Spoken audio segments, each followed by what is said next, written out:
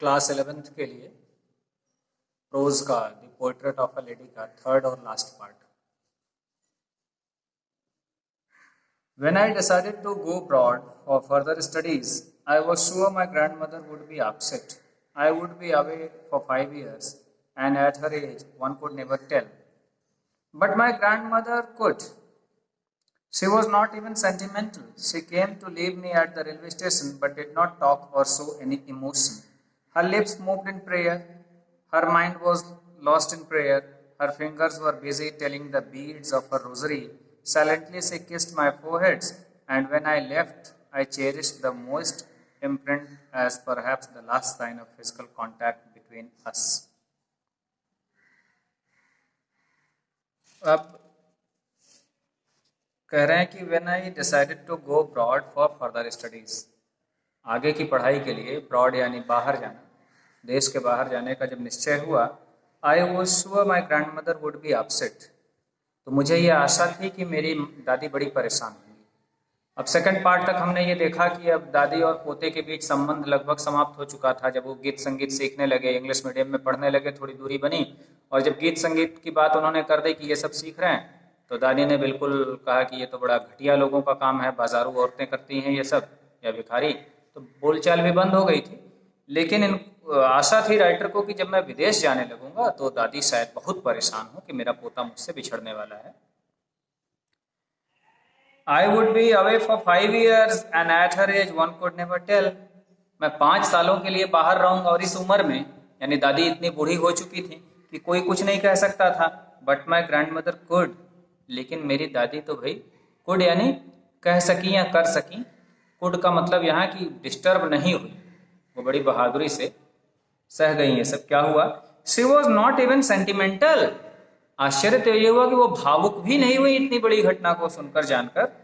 She came to leave me at the railway station, railway station तक मुझे छोड़ने के लिए वो भी आई। But did not talk or show any emotion, लेकिन न बात किया उन्होंने और न ही कोई भावना दिखाई, कोई इमोशन भी शो नहीं किया दादी ने। हर लिप्स मूव्ड इन प्रेयर, उनके होठ चलते रहे, हिलते रहे, प्रेयर में प्रार्थना करती रही, अपना जो हमेशा वो प्रार्थना किया करती थी वो सब करती रही। Her mind was lost in prayer, उनका मन पूरी तरह से खोया हुआ था, उसी प्रार्थना में उनका मन पूरी तरह से खोया हुआ था। हर fingers were busy telling the beads of her rosary, और उनकी जो माला थी मन का, उसकी उंगलियां उनकी उसको फेरने में व्यस्त थी। Silently she kissed my forehead, उन्होंने बिल्कुल चुपचाप मेरे फोरहेड यानी माथे को चूमा, कुछ बोला नहीं, केवल यहाँ चूमा। When I left, I cherished the moist imprint as perhaps the last sign of physical contact between us. और जब मैं वहाँ से चला तो ये जो चुंबन था, इसको अंतिम शारीरिक छुअन दादी और पोते के बीच, ये शायद अंतिम बार दादी ने मुझे छुआ या हम दोनों ने एक दूसरे को छुआ, और इसको मैं अपने हृदय में संभाल के रख रहा था। But that was not so, लेकिन ऐसा हुआ नहीं। After 5 years, I came back home and was met by her at the station. She did not look a day older. She still had no time for words, and while she clasped me in her arms, I could hear her reciting her prayers. Even on the first day of my arrival, her happiest moments were with her sparrows, whom she fed longer, and with frivolous rebukes. अब देखो आश्चर्य कि कैसे व्यक्तित्व में परिवर्तन आया था दादी के। एक तो अंग्रेजी स्कूल में पढ़ना दादी को दूर कर गया इनसे, और एक दूसरी घटना ये हुई कि वो गीत संगीत भी, फिर 5 साल ये बाहर भी रहकर आए। आने के बाद आदमी को प्रसन्नता से पागल हो जाना चाहिए था दादी को। इन्हें भी आशा थी कि दादी के अंदर कुछ भावनाएं जगेंगी, और पहली बात तो इन्हें आशा थी कि लौटूंगा तो दादी रहेंगी ही नहीं, तो पहले। But that was not so, लेकिन ऐसा हुआ नहीं। ऐसा नहीं हुआ मतलब कि वो चुम्बन लेके मैं जा रहा था कि ये शायद अब आखिरी छुअन है, इसको मन में बिल्कुल सहेज रहा था, आऊंगा तो दादी रहेंगी नहीं, इतनी बूढ़ी हो चुकी है, लेकिन ऐसा हुआ नहीं। After 5 years I came back home and was met by her at the station, लेकिन 5 साल के बाद जब वापस आया तो देखा कि दादी स्टेशन पर ही मिली और वो अभी तक जीवित थी। खुशवंत सिंह की ये स्टाइल है, वो सीरियस बातों में भी ह्यूमर क्रिएट करते हैं कई बार, कि भाई आशा यही थी कि दादी मरी रहेंगी, लेकिन दादी तो जीवित निकली, ऐसा हुआ ही नहीं। She did not look a day older, और 5 साल बिता के आ रहा था लेकिन वो एक दिन भी बूढ़ी नहीं लग रही थी। यानी इतनी बूढ़ी, शुरुआत में ही वो बिल्कुल स्टोरी के शुरुआत में तुम लोगों ने देखा कि वो कह चुका है कि जितनी बूढ़ी थी कि लगता था इससे बूढ़ी अब होंगी ही नहीं, और 5 सालों के बाद भी आया तो ऐसा लग रहा था एक भी दिन बूढ़ी नहीं हुई, जैसे छोड़ के गया ज्यों का त्यों। और she still had no time for words, और अब भी उनके पास बोलना नहीं था, बोलने के लिए उनके पास समय नहीं था, कुछ नहीं बोला। एंड वाइल से क्लास में इन हर आर्म्स, और जब वो मुझको गले से लगाई मिलने के बाद स्टेशन पर, तो सुना मैंने रिसाइटिंग हर प्रेयर्स, तो गले लगाई तो सुना कि हाँ मन ही मन में प्रार्थना किए जा रही है, कुछ बोला नहीं। Even on the first day of my arrival, और जबकि पहला दिन था मैं घर पहुंचा था, प्रसन्नता होनी चाहिए थी, दादी को कुछ कहना चाहिए था, कुछ करती मेरे लिए, लेकिन कुछ नहीं बोला, कुछ नहीं किया। Her happiest moments were with her sparrows, उनका सबसे वो प्रसन्नता वाला समय वही था, उनके गौरैया और सारे पक्षी जो आते उन्हीं के साथ था। होम से fed longer and with frivolous rebukes, और अब तो गुस्से में उनको डांट डांट कर भी खिला रही थी और उन्हीं के साथ बात कर रही थी, उन्हीं को खिला के अपना आनंदित हो रही थी, मुझसे कोई मतलब ही नहीं रखा। इन the evening a change came over हर, और जब संध्या हुई तो उनके अंदर एक परिवर्तन आया। शी डिड नॉट प्रे, उन्होंने प्रार्थना नहीं की। She collected the women of the neighbourhood, got an old drum and started to sing. For several hours she thumped the sagging skins of the dilapidated drum and sang of the homecoming of warriors. We had to persuade her to stop to avoid overstraining. That was the first time since I had known her that she did not pray. अब शाम को हुआ क्या, sorry ये phone आ जाता है कभी कभी, डिस्टर्ब हो जाता है वीडियो, कि शाम को एक परिवर्तन देखा गया। शी डिड नॉट प्रे, उन्होंने प्रार्थना नहीं की। संध्या बेला हमेशा किया करती थी, आज नहीं की, पहला दिन जब वो बाहर से लौटे पढ़ के। She collected the women of the neighbourhood, आस पड़ोस के, नेबरहुड यानी आस पड़ोस की औरतों को इकट्ठा कर लिया। गॉट एन ओल्ड ड्रम, और एक पुराना ड्रम, ड्रम यानी ढोल, गांव में ढोल होता है, लोग बजाते हैं, स्पेशली औरतें बजाती हैं, वो ले लिया। एंड स्टार्टेड टू सिंग, और गाने लगी। For several hours she thumped the sagging skins of the dilapidated drum। अब कई मतलब कि कह रहे हैं कि घंटों तक, सेवरल आवर्स, वो थम्प्ड यानी उसको थाप देती रही, तेज तेज बजाती रही। और डायलापिडेटेड मतलब कि ऐसा लग रहा था कि उसको बिल्कुल वो टुकड़े टुकड़े में वो हो जाएगा ड्रम, वो जो उसका वो स्किन है, चमड़ा लगा रहता है, वो खाल, इस तरह से। And सैंग of the home coming of warriors, और जैसे योद्धा घर लौटते हैं ना युद्ध से, तो उस तरह की गीत गा रही थी, उनके स्वागत में जिस तरह के गीत गाए। We had to persuade her to stop to avoid overstraining, और हमें उनको बहुत बहलाना फुसलाना पड़ा कि भाई इतना मत करिए कि बहुत ज़्यादा आपको तनाव हो जाए, आप इतने वृद्ध हैं, इतना परिश्रम मत करिए। That was the first time since I had known her that she did not pray, और ये जीवन में पहली घटना है कि मैंने ये जाना कि दादी ने संध्या के समय प्रार्थना नहीं की। The next morning she was taken ill. It was a mild fever and the doctor told us that it would go. But my grandmother thought differently. She told us that her end was near. She said that since only a few hours before the close of the last chapter of her life, she had omitted to pray. She was not going to waste any more time talking to us. अब ये रात को ये सब उन्होंने किया, ढोल मंगाया, खूब पीटा, खूब गाया, औरतों को जुटा के बड़ी मुश्किल से रोका गया, घंटों ये सब किया।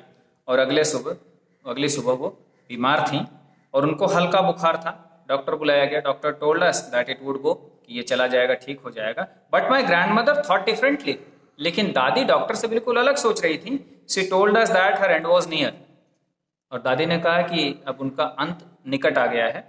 She said that since only a few hours before the close of the last chapter of her life, उन्होंने कहा कि भाई अब तो अंतिम समय आ रहा है, बिल्कुल कुछ ही समय बचे हैं, घंटे, और मैंने शी ओमिटेड टू प्रे, ये प्रे करना छोड़ दिया, प्रार्थना छोड़ दिया। She was not going to waste any more time talking to us, तो कह रही नहीं अब आप लोगों से बात करने में मैं फालतू समय बर्बाद नहीं करूंगी, अब मैं प्रेयर करूंगी क्योंकि मेरा अंतिम समय आ चुका है। वी प्रोटेस्टेड, हम सब ने विरोध किया कि भाई आप बीमार हैं, बुखार है, आराम करिए। But she ignored our protests, लेकिन उन्होंने हमारे विरोध पर बिल्कुल ध्यान नहीं दिया।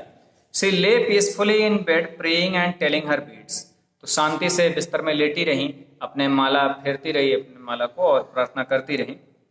Even before we could suspect, her lips stopped moving and the rosary fell from her lifeless fingers. और यहाँ तक कि हमें शंका भी नहीं हो पाई, हम बिल्कुल शंका भी नहीं कर पाए कि क्या होने वाला है क्या नहीं, प्रार्थना करती रही और उनके होठ जो है अचानक रुक गए हिलना और उनके हाथों से वो रोजरी जो थी, जो मनके की जो माला थी, वो गिर गई नीचे, क्योंकि वो लाइफलेस हो चुके थे, उनके हाथों की उंगलियां, उनमें जीवन नहीं रह गया था. A peaceful pallor spread on her face and we know that she was dead. और उनके चेहरे पे एक शांति भरा पीला रंग, एक पीलापन चेहरे पर ऐसा एकदम शांत सा फैल गया था और हम सबके देखते ही देखते और हमने ये जान भी लिया कि वो अब इस संसार में नहीं है, उनका देहांत हो चुका है. We lifted her off the bed and as is customary laid her on the ground and covered her with a red shroud.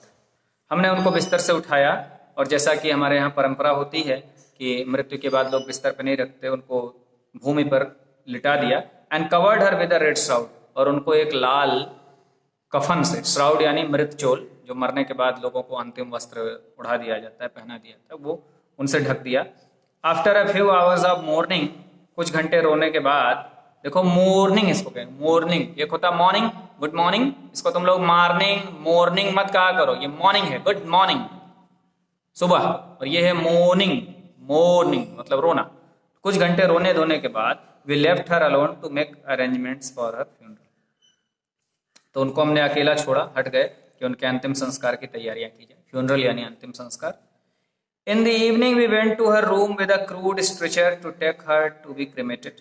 और शाम को हम लोग उनके कमरे में गए, एक स्ट्रेचर बना हुआ था, बिल्कुल क्रूड स्ट्रेचर मतलब साधारण सा स्ट्रेचर, स्ट्रेचर यानी वही टिकटिकी जिसपे शव को ले जाते हैं. टू बी क्रेमेटेड कि उनकी बॉडी को क्रेमेट किया जाए, जला दिया जाए, उनका दाह संस्कार किया जाए. The sun was setting and had lit her room and veranda with a blaze of golden light. सूर्य जो था वो डूब रहा था, अस्त हो रहा था, और उनके कमरे को, वरांडा को बिल्कुल एक सुनहली रोशनी से भर दिया था, चमक रहा था. We stopped halfway in the courtyard, और आंगन में आधे रास्ते हम जाने के बाद रुक गए. All over the veranda and her room light up to where she lay dead and stiff wrapped in the red shroud. पूरा बरामदा, पूरा कमरा ऐसा लग रहा था कि वो लेटी हैं, वो लाल कफन को ओढ़े, वो लाल रंग और ये सुनहला रंग ऐसे लग रहा था कि बिल्कुल फैला हुआ है. और इस माहौल में, ऐसी परिस्थिति में, thousands of sparrows sat scattered on the floor. कमरे से लेके वरांडा तक हजारों की संख्या में गौरैया बिल्कुल फैली हुई थी, आई हुई थी. देयर वॉज नो चर्पिंग, और सबसे बड़ी बात यह थी कि गौरैया चहचहा नहीं रही थी, वो कुछ बोल नहीं रहे थे. हजारों पक्षी थे, इतना शोर ये पक्षी करते थे, लेकिन उस समय वो बिल्कुल शांत थे, चुप थे. We felt sorry for the birds. और हमें फोन बीच बीच में, चूंकि ये वीडियो मोबाइल से बना रहा हूँ ना, तो कभी कभी कॉल आ जाते हैं, डिस्टर्ब हो जाता है. तो We felt sorry for the birds and my mother fetched some bread for them. हमें उन पक्षियों को देखकर बड़ा दुख हुआ और माँ कुछ रोटियां लाई. She broke it into little crumbs, और उनको क्रम्स में मतलब छोटे छोटे टुकड़ों में मसल के रोटियों को तोड़ा. The way my grandmother used to, जैसे मेरी दादी किया करती थी. And threw it to them, और उनके लिए फेंक दिया. The sparrows took no notice of the bread. लेकिन वो गौरैया पक्षियों ने उस ब्रेड को बिल्कुल नोटिस ही नहीं किया, ध्यान ही नहीं दिया उस खाने पर. When he carried my grandmother's corpse off, they flew away quietly. और जब हम अपने दादी के शव को लेकर चले गए तो वो चुपचाप सारे पक्षी उड़ गए. Next morning the sweeper swept the bread crumbs into the dustbin. और अगले सुबह जब झाड़ू लगाने वाला स्वीपर आया, बुहारने वाला सफाई कर्मी आया, तो उसने पूरा बुहार कर उसको डस्टबिन में डाला. देखो पक्षियों के अंदर, पशु पक्षियों के अंदर कितना गहरा सेंस होता है. अब इसमें देखो कि सारे पक्षी, हजारों की संख्या में पक्षी आए थे, लेकिन कोई चहचहा नहीं रहा था. और रोटी डालने के बाद किसी पक्षी ने कुछ खाया भी नहीं.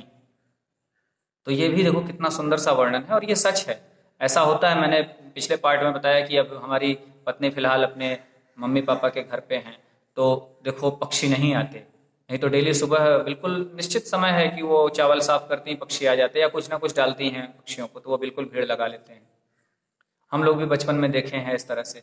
तो बहुत पक्षियों के अंदर होता है, पशु पक्षियों के अंदर, पेड़ पौधों के भी अंदर एक सेंस होता है, उसका हमें सम्मान करना चाहिए, इनसे हमें प्रेम करना चाहिए, इनका हमें ध्यान भी रखना चाहिए। तो ये पाठ खत्म हुआ। एक दादी और पोते के बीच एक दादी का कैरेक्टर कितना अच्छा बिल्डअप किया है, कितना बढ़िया वर्णन किया है कि दादी कितने मजबूत विचारों वाली थी। उनका इतना देखो सेंस अच्छा था कि उन्होंने प्रेयर कभी नहीं छोड़ा, और उन्हें बिल्कुल पता था कि हम बिल्कुल अब मरने वाले हैं, डॉक्टर कह रहा है नहीं ठीक होंगे, और उन्हें पता था। और वो कितने जल्दी से उनका देहांत हुआ, कितने कम समय में, सब कुछ वो जानते थे। प्रार्थना करते करते उनका देहांत हुआ, और अपने सिद्धांतों से भी देखो नहीं डिगी। उनका पोता उनके विरुद्ध लगा कि अब पढ़ रहा है, उन्होंने विरोध भी नहीं किया, लेकिन उससे बातचीत बंद कर दिया, छोड़ दिया। माया मोह बहुत ज़्यादा नहीं था। अंतिम समय में देखो उन्होंने पक्षियों से लगाव कर लिया। होना भी चाहिए व्यक्ति को। यदि आप लोग प्रकृति से, पेड़ पौधों से, पक्षियों से, पशु पक्षियों से, पुस्तकों से लगाव कर लेते हैं तो आपका समय अच्छा बीतता है, विशेषकर जब आप बूढ़े हो जाते हैं। नई पीढ़ी से और पुरानी पीढ़ी के बीच एक गैप आ जाता है, एक दूरी आ जाती है, जिसको हम टर्म में कहते हैं जनरेशन गैप। हम उस पीढ़ी को इस पीढ़ी को नहीं समझ पाते। अक्सर हवाई लाइफ जीते हैं ना नई पीढ़ी, तो ये समस्याएं आती हैं। लेकिन अगर इन चीज़ों में आदमी जुड़ जाए तो उसका बुढ़ापा अच्छे से बीत सकता है, और सभी के लिए लाभदायक भी है ऐसा। तो ये पाठ समाप्त हुआ। तुम लोग इसको अच्छी तरह से पढ़ लेना और सारे क्वेश्चन आंसर्स वगैरह कर लो। अगर कोई समस्या होती है तो पूछ सकते हो। धन्यवाद।